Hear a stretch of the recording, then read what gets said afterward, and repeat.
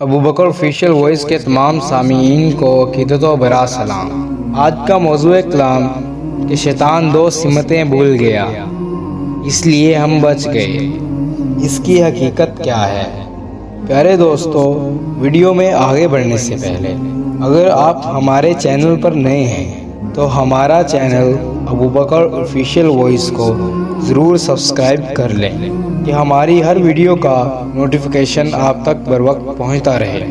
جب شیطان نے کہا کہ اے اللہ، میں اولاد آدم پر دائیں بائیں، آگے اور پیچھے چاروں طرف سے حملے کروں گا، تو فرشتے یہ سن کر بڑے حیران ہوئے۔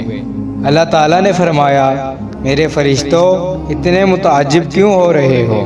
فرشتوں نے کہا، اے اللہ، اب تو ابن آدم کے لیے مشکل بن گئی ہے، وہ تو اس مردود کے ہتھ کنڈوں سے بچ نہیں سکیں گے۔ پروردگار عالم نے فرمایا، تم اتنے متعجب نہ ہو، اس نے 4 سمتوں کا نام لیا ہے، مگر اوپر اور نیچے والی 2 سمتوں کو بھول گیا ہے۔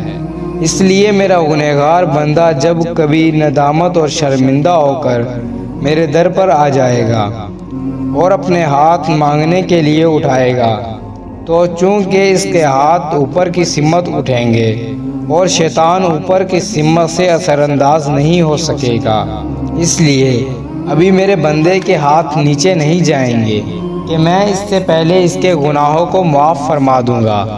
اور اگر کبھی میرا بندہ نادم و شرمندہ ہو کر میرے در پر آ کر سر کو جھکا دے گا، اس لیے میرا بندہ ابھی سجدے سے سر نہیں اٹھائے گا کہ اس سے پہلے میں اس کے گناہوں کو معاف فرما دوں گا۔